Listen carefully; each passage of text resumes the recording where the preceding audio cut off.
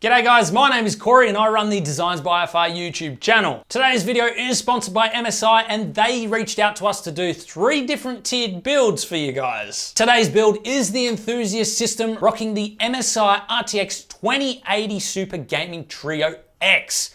That is a mouthful. The MSI Z490 UNIFY motherboard, the Intel i7-10700KF CPU, and 32 gigs of RAM, all housed within the sleek MSI SEKIRA 500p tempered glass case. As always, I'll leave all specs in the description if you are interested. You guys also want benchmarks, so sit back, relax, and enjoy the build. And a quick announcement from our buddies over at Dashlane. How often are you asked to remember passwords for numerous amounts of websites, each with their own password requirements? It becomes very frustrating. After all, I can't even remember my own birthday. Today's video sponsor, Dashlane, is here to help. Dashlane stores all of your individual passwords so you don't have to spend time resetting and forgetting. Dashlane has all of your information encrypted, so it is completely safe. One of my favorite features is the autofill of card details and addresses, so you can check out really quickly. Dashlane also comes with a built-in VPN. VPNs are becoming more and more important for browsing the internet securely, and they allow you to access content which may not be available in your country. If you are interested, you can try Dashlane on your first device free at dashlane.com/IFR. And if you decide to upgrade to premium, you can use the code IFR for 25% off premium. We've been using this service for quite a while now, and I highly recommend checking it out.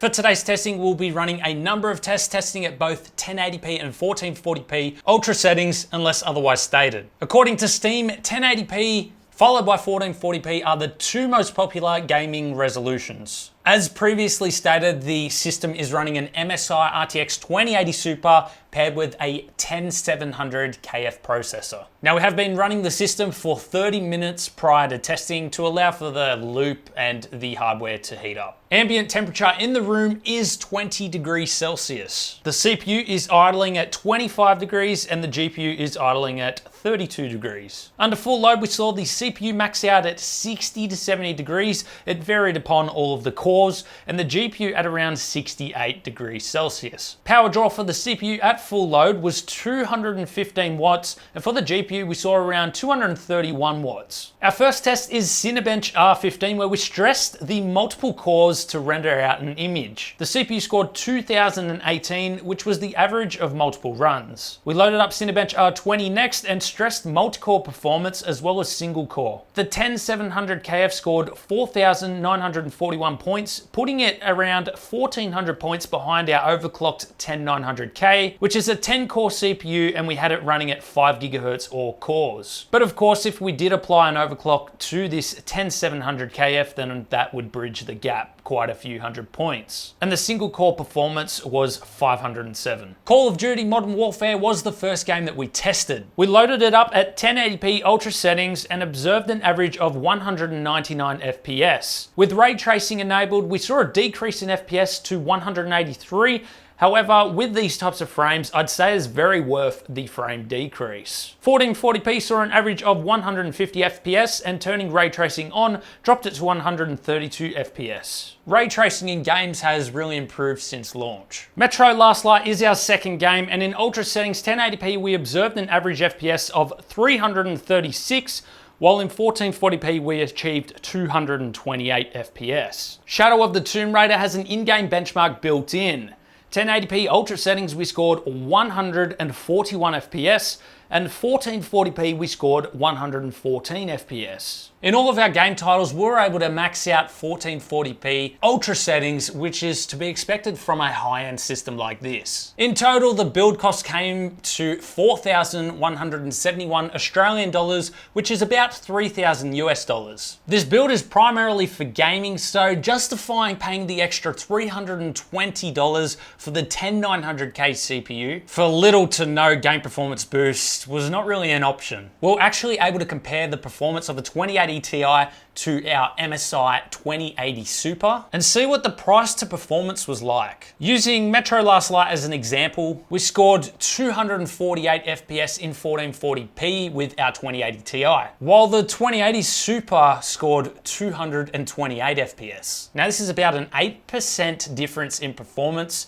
whereas if you browse the internet, the current 2080 Ti is about 33% dearer than the 2080 Super. Anyway guys, that about does it for today's video. Keep an eye out next week for the mid-tier and the budget build from MSI. We'll be bringing those out to you. Let me know if you enjoyed this format of video. Be sure to leave a like, consider subscribing. Check out our Patreon and YouTube channel member links. They're in the description if you'd like to help support the channel. And as always, I'll leave the hardware specs and links in the description if you want to check those out further. Thanks for watching guys, and we'll see you all in the next one.